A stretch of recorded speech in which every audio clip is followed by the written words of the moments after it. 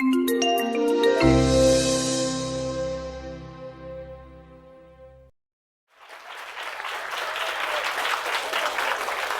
don't know which route to take. Hey guys, good morning. Morning. Good morning. Thank you. Yeah.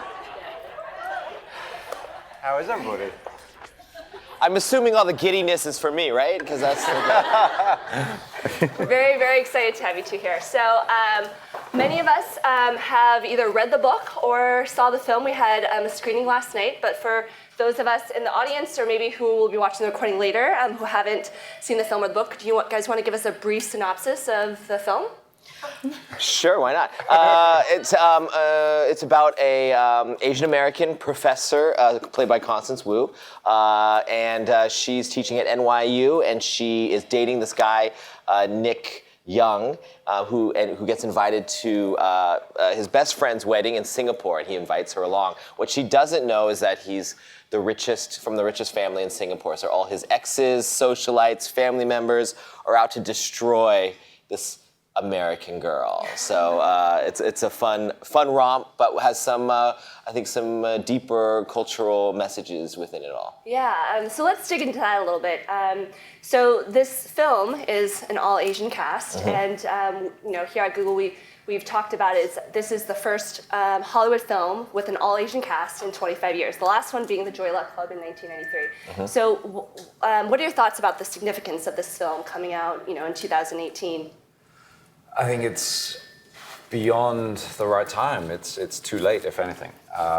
Jon's been a bastion for Asians all around the world, and I think now is the correct time for this. And when we were creating and sort of putting together the film, he literally scoured the earth for the correct actors for each role. And those actors were Asians from America, from the UK, from Australia, from Malaysia and Singapore. And to hear the stories of how important this project was to them really resonated throughout the entire cast and crew. We knew there was something special about this, but we didn't feel too much pressure because we were so in the moment that it was such a joyous kind of experience being being the star of our own show. Previous to this, a lot of the roles in Hollywood were sidelined as little extra characters, no one with a particular voice. But this time, everybody had their moment to shine, and damn, did they deliver. Yeah. We've got a fantastic cast. Comedians who just crack. Aquafina is hilarious. Ken Jeong, Yeoh Yang, Ronnie Cheng, Nico Santos. So it was something very special for us. Yeah, and so recently an article came out in The Hollywood Reporter, and I think Jon, you were in the article, but it seems like back in 2016 there was a big decision to be made. You guys had competing offers. You had an offer from Warner Brothers, the studio, and then you also had an offer from Netflix, which would have given you guys a big payday. Can you walk us through why you decided to go with Warner Brothers, and what was the significance of putting this film on the big screen? Yeah, well, when I started the movie only a few years ago, it was. We didn't know if it would ever get set up at a big studio. It had not been done for so long. There wasn't some gigantic star that could push it through. And so we developed it on our own. I brought in Adele Lim, who's a Malaysian American writer who I had worked with on a pilot. We got into shape that I thought was a really great shape. And then we went out to the studios. And what we found was, of course, Netflix, they have a lot of money and know how to throw their weight around, and I love Netflix. There's nothing wrong with that. I just felt like, and Kevin and I, and our producers, credit to them, deferred to Kevin and I to make that decision. We had 15 minutes to make this decision. Warner Brothers was going to pull the offer in 15 minutes. So they didn't even they said, we're going to give you, I know those bastards. They said they were going to make the offer, and then we had 15 minutes to decide. So we had 21 different lawyers, agents, everyone there, and our producers deferred to Kevin and I. And Kevin and I had talked kind of the night before and had like a heart-to-heart about like, why are we doing this? What brought us together? And what we realized, and we knew it might come down to money. We didn't know it was gonna come down to that big of a gap of money. So it was a little harder. I kept thinking my backyard could use a redo. I could use that new thing. I'm still thinking about it right now, actually. But it came down to, you know what, it's important for Hollywood studios to put a movie like this on the big screen because it sends a message. It sends a message across the world. Cinema is still cinema. And it says, when you put a piece in a museum, it anoints it as special. It anoints it as something worth your time and energy. You have to leave your house, fight with parking, pay for the ticket, pay for your food, jump into a dark room, turn off the lights and say, tell me a great story. And I think that energy is saying we're worth your time. And I think subliminally that means so much, and it trickles to all media at that point. And we knew we were in a position, we didn't need the money. I'd done enough films, he had done enough things, everyone had done enough stuff here. No one was desperate. And so if anyone was doing it, we actually thought maybe we donate a percentage of the Netflix money to great causes for Asian Americans. And then it was like, no, it's all trying to trickle down to this moment right here. So yeah, I had sweat things that I never knew I could sweat. But it actually really helped us. It ultimately, like when you double down, triple down on something like that, it makes everybody more invested. And now it was on us to pressure Warner Brothers to publicize it the right way, to market it the right way, and credit to Warner Brothers. They have come through in spades. And I think the important thing is, not just telling the story of the Asian American story as well, but growing up in the U.S., there not that many films portraying Asians. Even on television, Constance is in Fresh Off the Boat, which is a sitcom featuring a full Asian cast. And so, Jon, you had a great quote in that article, and I just want to share with the group. You said you wanted to do a film in a way we haven't ever seen Asians before: contemporary, stylish, at the top of art and fashion, emotional, funny, sarcastic, unapologetic, confident.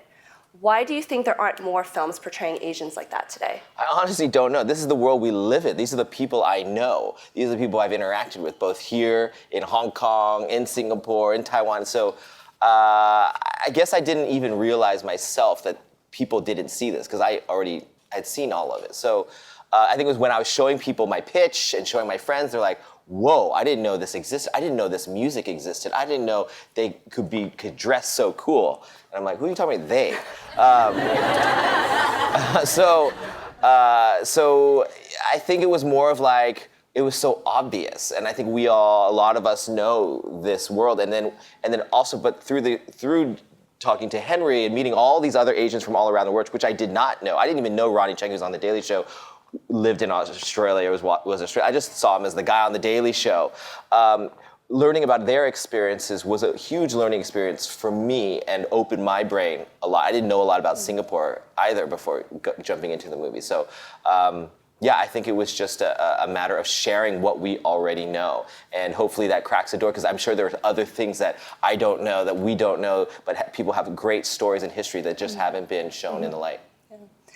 So, Henry, there's been some controversy around the casting of your role, and it's led to a dialogue of what it means to be Asian enough to be cast in this film. You said in an interview with InStyle there should be a conversation about it, and I think we should be educating people. What sort of education do we need to do about this topic? Yeah, we talked so distinctly about Black culture, Asian culture, Latino culture, but there's nothing that is being discussed about mixed race people and how they can own their ethnicity. And so we sort of fall in this limbo where when we try to speak up, they're like, no, you're not Asian enough, or you're not white enough. I was never white enough for the UK, I was never Asian enough for Singapore and Malaysia. But I sure as hell wasn't gonna let that put me down and not have the ability to own and be proud of my heritage. So I did that very young, and so I've been fighting it my entire life. So when that came up, it wasn't a surprise. It was just another thing. But at this point, we have the platform to be able to discuss these issues. Talking about Asian rights, it's rights in general. It's about being Portuguese mixed with Malaysian. Like in Malaysia and Singapore, there's so much mixed heritage from the Portuguese to the Spanish to the Dutch, all integrating into culture. So why can't we be proud of that? Why can't we own that as a badge of pride? So for me, I knew through and through that I was the right person for the job. There was no question and doubt that I was more Asian than I can possibly describe. And John saw that, and I was the right fit for the character. They had extensive searches for every single person. That's why the casting was so good. They wanted to find those voices that could bring these characters to life. And I think people get confused. I think they think the movie takes place in China or something, because Singapore, it has like so many different ethnicities all mixed together, and the character Nick had to have been educated in the UK. So like when you're looking for a very specific role, and I was very sure of Rachel. I wanted her to be Chinese American because in the movie, in the script, she talks specifically about Chinese culture and specifically about what she wants to be. So that was a very thing. But for Nick, it was like, especially talking to Kevin and his real history, this is all sort of based around his life. When you find someone like Henry Golding, it's that perfectly, and we searched all around the world, and of course he ended up being in the exact place that the book told us he would be. He was living in Singapore. We could have saved a lot of money.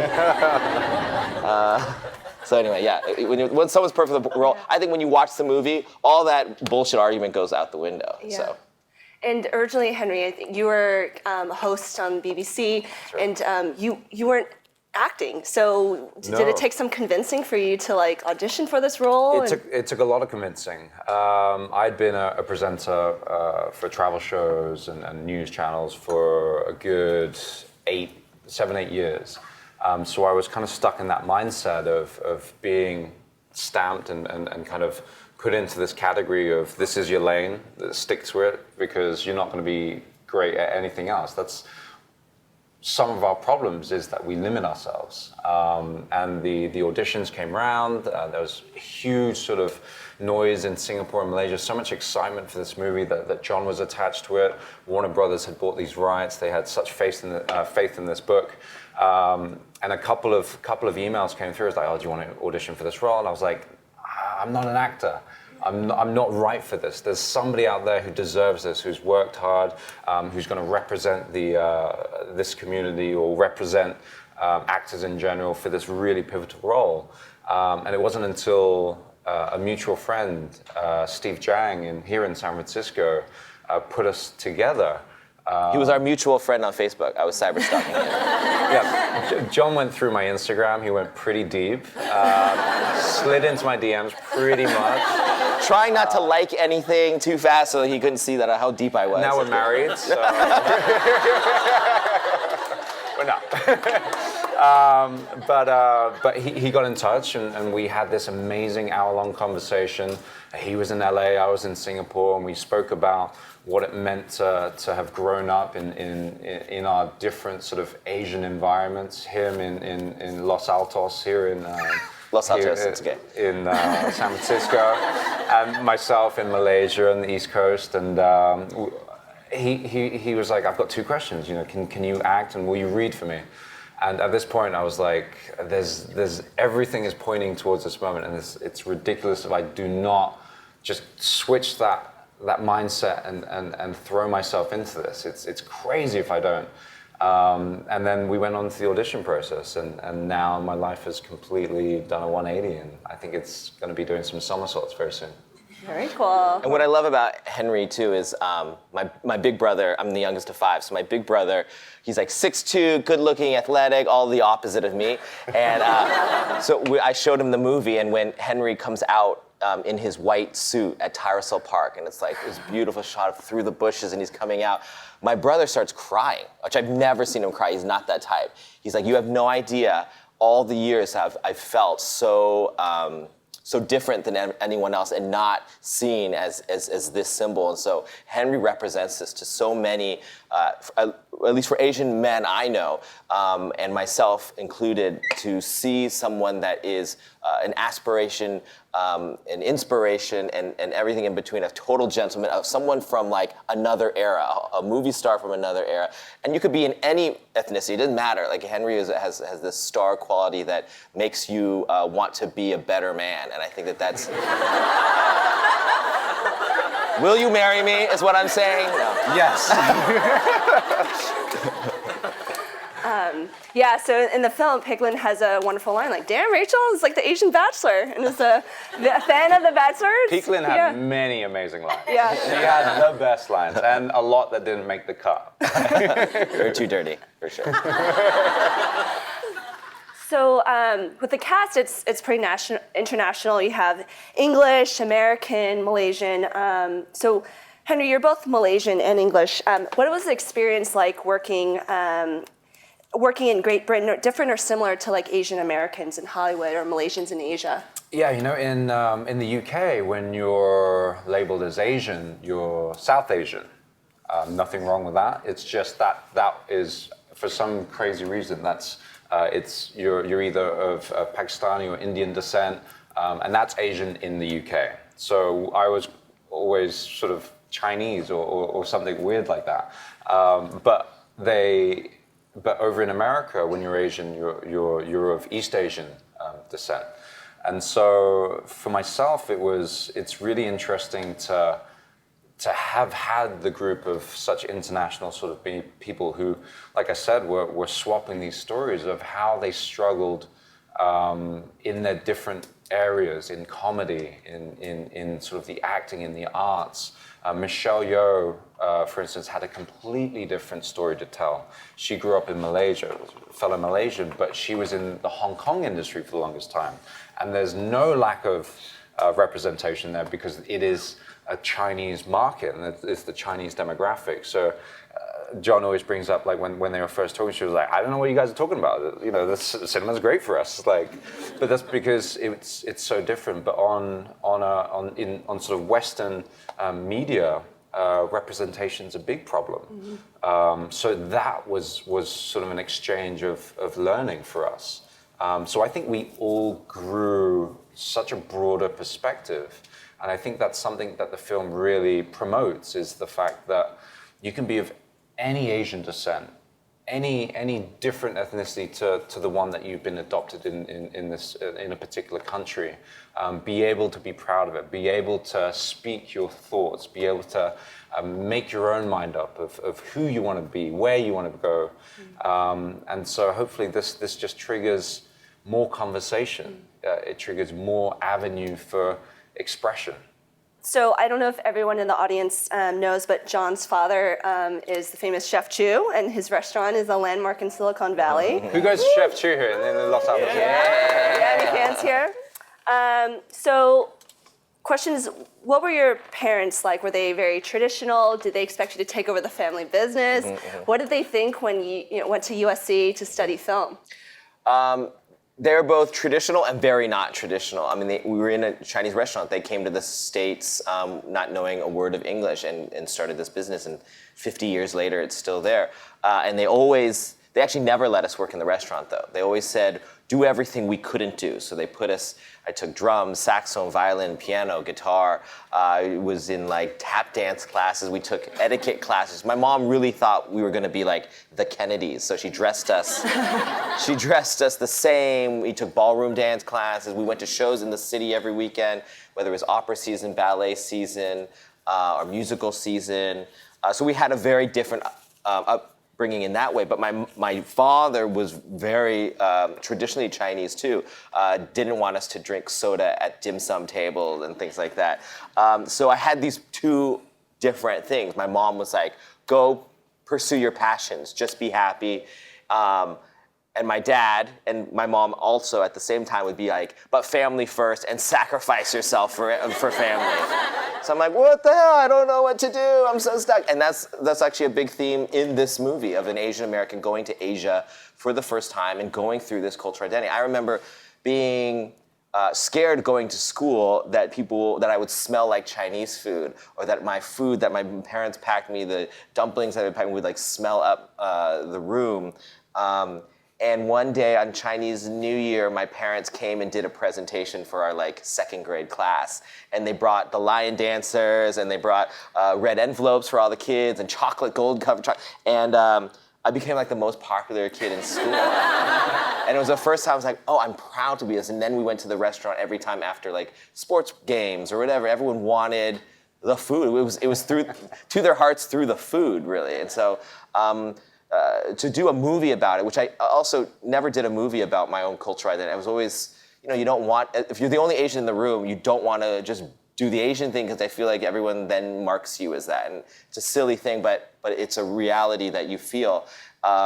And at a certain point, I think online, when everyone was reacting to the whitewashed out movement, all that stuff, it made me realize that, oh no, I earned this spot. I don't have to apologize for my spot. I can explore these things as an artist, as a filmmaker, the way every other artist gets to do that. And look, people are showing up for it. It's a very empowering feeling when you see the result. And this was not guaranteed to have people come out, to see the support on the other end. So it means a lot. So we have one more. Oh, and we had our press tour at the restaurant yesterday, so it comes full circle.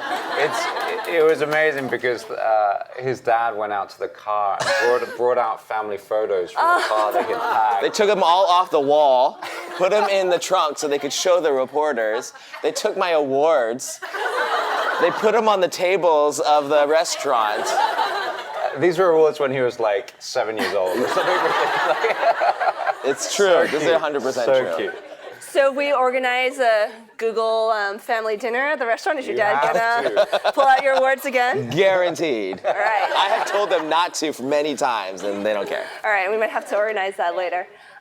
So we're gonna do one more question here, and then we're gonna open it up to the audience. So if you guys have any questions, please line up at the mic. So similar question for you, Henry. Kind of about your upbringing and your career and how your family considered it, because you kind of had a shift in career. I think I read online you're a trained hairdresser. Yeah, I was a hairstylist for a long time. Yeah, and then you became a presenter on BBC, and now you're an actor. So how did your family, think about this transition in careers? They've always been very open, and if you consider sort of back in their day, mixed race couples weren't overly accepted.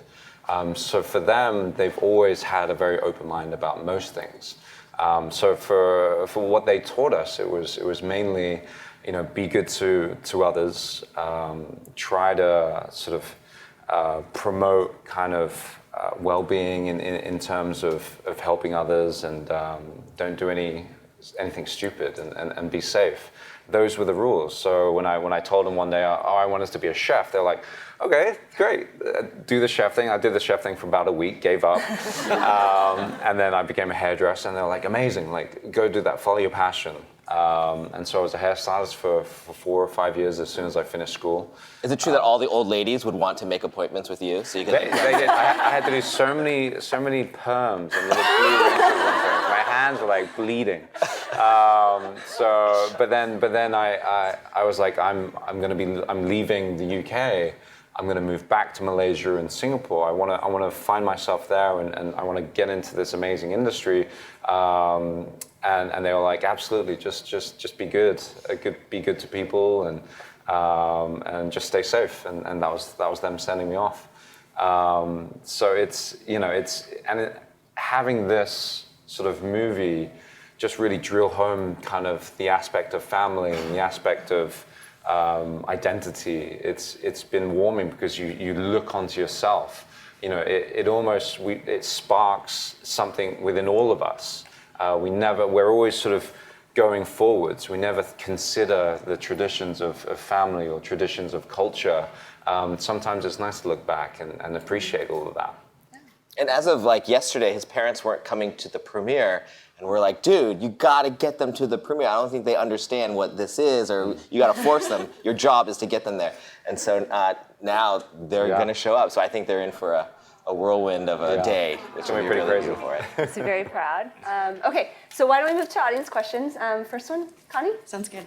Hey, I'm Connie. Ever since Constance Wu started becoming like a thing, I'm thinking about going by Constance because I feel like it's a cooler name now. So you can tell her that. But I was wondering, Jon, you kind of touched on this earlier, but I was wondering for both of you, how was it shifting from a environment where not everyone was Asian and everyone was from diverse backgrounds to moving to a team where most of the cast and crew were Asian? Were there any things you like expected or didn't expect? I mean, I've made movies overseas before, in London for Now You See Me, and it's always a little cultural shock as a person just going over there and living there for 9 months or so. This one was our most global crew. I think they were also during Ramadan, so they were fasting at the same time. So I was learning about our crew. It's like a circus. So you have these very intimate moments with people you don't know yet, and it's very quick. But we became a family. We knew that they couldn't eat till whatever time, so we had to pace them, and then other people were bringing things to the table that you didn't know, styles and things that, since we're shooting in Singapore, in Malaysia, about Singapore, being educated about, hey, wealth here isn't about size. Even though we know that you think Vegas and big columns and big doors, Singapore is a small island, so like a $20 million place looks like a small apartment, but actually it's worth a lot. Things like that, cultural things that I had to learn, not just from our crew, from our cast. It was what I love about making movies. Everyone asks me, like, what's that one movie you're gonna make that will make, that's when you made it. I don't have that movie. Movies are something that feels like an exercise for me, I need to do it. It's like breathing. And this was another one of those ones that like sort of transitioned me into a different part of my life where I got to learn a lot from them. So hopefully you feel that in the movie when you watch. You get to go through the same journey that I did in a way. I wanted to start by saying that this is like a really important movie for people. This is one of the first movies to start humanizing Asians in North America. I say North America because I'm Canadian. On that note, like, I'd love to hear more about casting decisions of the movie. Like, Henry, you mentioned that this film allows you to own your Asian heritage, and everyone in this room is really happy about that. I don't mean to take away from that at all. Like, I grew up also in a mixed household, but I do want to hear your and John's thoughts that there is discussion within our community that the main male lead is not a complete representation of what Asian men look like, and casting a lead with mixed Western and Asian features might perpetuate stereotypes of how really Asian-looking men still can't be romantic leads, even in movies that represent Asians. Well, I think one thing, and I've had a lot of discussions about this. I think, one, it's great to have a discussion. What a privilege to actually have a discussion about casting Asians as leads, A. And what I found was we found the perfect person to play this role in a very specific movie about Singapore with a person from Singapore and was living this life and has a British accent and was all those things. That aside, I don't blame people. At first, I was angry at people for saying these things. Is Barack Obama not black enough? Is Halle Berry not black enough? Like, why do other people get the okay and we don't? So, but I blame the system itself. I blame that when you've been hit in the face 20 times and then someone comes over and tries to give you 5 and you duck and jab them in the abdomen, it's whose fault is that? It's not the person who's been victimized over and over again. I know that feeling. I've been there.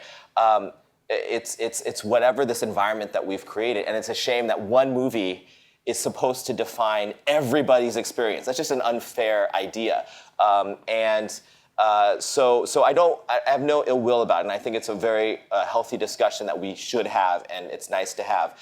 There's other discussions like, can you hire a Japanese person to play a Chinese person and vice versa? And Meryl Streep can play any ethnicity, so why do we have to say that this is whatever? I don't know. So I think it's just a discussion that we have to make the decision on our own for. And my hope is that this movie, because it's a book, so it has very defined characters, and we cast accordingly. We saw so many thousands of people all around the world, and there are people that I could not hire that were great for roles, but not in this movie because we just don't have them. We only have a certain amount. So I hope that this actually gives more movies opportunities to get out there, because I think that's the bigger picture. What's the Bruce Lee line about when there's a finger pointing to the moon? Don't focus on the finger. Focus on the enormity of this moon that we're headed towards. And I think We want other filmmakers and other writers to be telling great stories so we can broaden this out, and there's not just one character we're looking on and be like, well, why doesn't that represent everybody?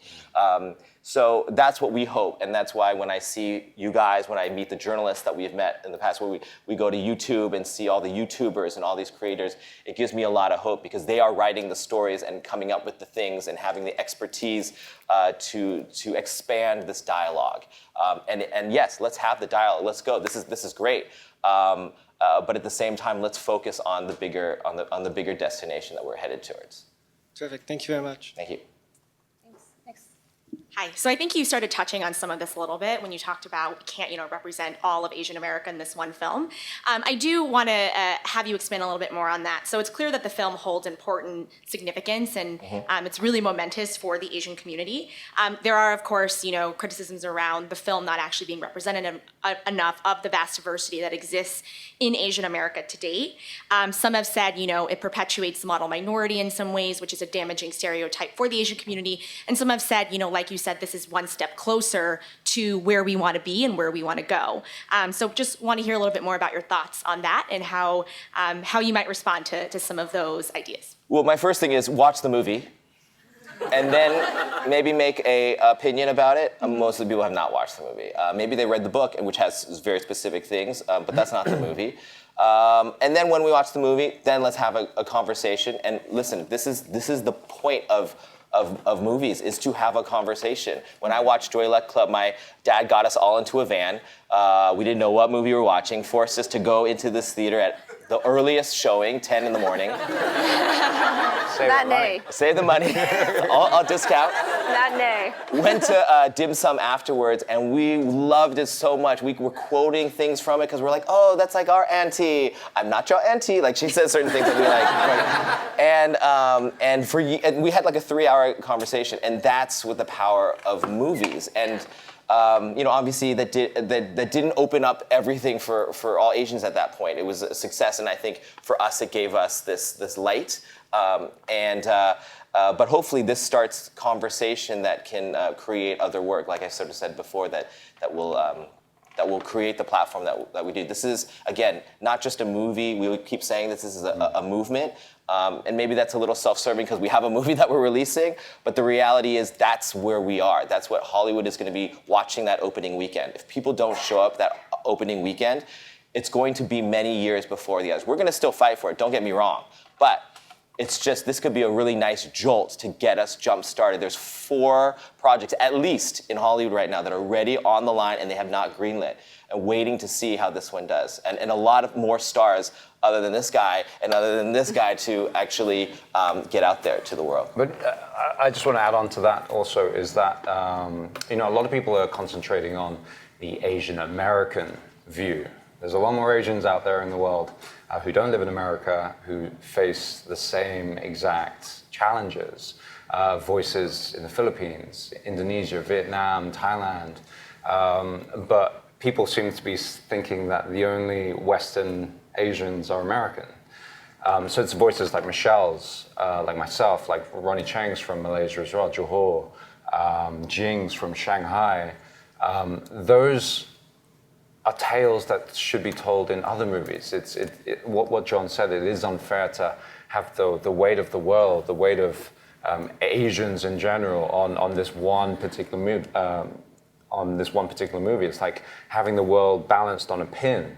There's so much to tell and so many unique, culturally significant stories to expand people's horizons, expand beyond that of just being American Asian, being American Filipino, American Thai. It's starting. We're opening. We're cracking that door open. We're hoping that not only filmmakers but reporters, reviewers, people in all sorts of industries step up and be proud of writing stories, no matter what Asian ethnicity, even if it's not Asian American. So we need to look at the broader picture, and there's no label for just being Asian. There's so many subcategories, and why can't we just have the love that you see in the movie. That is the true translation of everything we're trying to do, is that story of coming together, fighting adversity, and we fight it together. That's the only way we're going to win. Thank you. Okay, we have one more last audience question. Thank you. Hi, I'm Kat. Jon, I'm a fellow Bay Area native, and I have to tell you, I watched Never Say Never twice in the theaters. Belieber, I see you. Thank you. And growing up, I was told by my family to, pursue a medical position. When I got to college, or pursue a tech position, but I've always had creative interests. And for both of you, what advice do you have for someone, especially with my background, our heritage, to really just break out of that sort of internal pressure to really pursue those endeavors? And specifically for Henry, do you feel like in your next role, do you feel pressure to choose a character that breaks the common Asian stereotypes? Constance, who was with us yesterday, she had to go back to shoot her show, said something great to when someone asked a very similar question. She said, you don't have to listen to your parents. I'll tell my mom that. And I guess that's as simple as it. I know it's hard, and you have to figure out how to do that. But the reality is, I think we're in a, that's growing up. That's saying, yeah, we're good enough, and you don't have to have the baggage that your parents may have from another era and another time. Men, women, young people, whatever class, whatever, it doesn't matter. We can determine our own destiny. And now, if you're a creator, if you're a writer, if you're a director, my advice is always, if you're a director, you've got to direct. If you're a writer, you've got to write. There's no excuse. Nobody has to give you permission to that. You can borrow a phone camera from somebody. You can edit on your phone. You can get it online and get it to people. If you're a storyteller, you tell stories, and that's just innately in you, and you do it. It's like being an entrepreneur. You can't train someone. They're either starting a business or they're not. You can't aspire to be an entrepreneur. For myself, you were talking about my next roles and things like that. And for me, it's really, being an Asian lead in a particularly Asian movie, I'm super proud of that. But my real goal was the normalization of being a different face in this big sort of industry of Hollywood, and normalizing the fact it's an Asian lead. That it's not a particular role that's written for an Asian character. My next film is called A Simple Favor. I play Blake Lively's husband, Anna Kendrick's love interest, and my name is Sean Townsend. It's not necessary to explain my ethnicity. That's where we need to get to. We need to normalize this fact that we have all these beautiful Asian faces on screen and not have to explain where they've come from or what they're doing there. And so that's the level that we want to do. So for me, I just want to be a leading man in these amazing movies and spread inspiration to people who think that they're not good enough, that they because they were born somewhere else, that they don't belong in the country that they are in now. So I think, I'm going to be trekking away at that, but that doesn't mean that I'm not going to be taking Asian roles. My third movie, I was playing an Asian in that, and I was playing a gay Asian at that, and I'm super proud of that. And it's doesn't matter the sexuality, doesn't matter the race. I just want to be a spokesperson or a role model for people who felt like they didn't have that choice, or that they can't aspire to be something great. Preach. Thank you. Thank you. So that's all we have for today. If you guys haven't seen the film, I highly encourage it. I saw it last night, loved it. So be sure to go out opening weekend and support the film. Please do. I'm sure you guys would appreciate that. Tell your friends, tell your family. It's a great movie. And with that, I know you guys have a packed schedule and need to be on your way. So thank you so much for visiting Google. Google. Thank you guys for coming. Appreciate it. Thank you.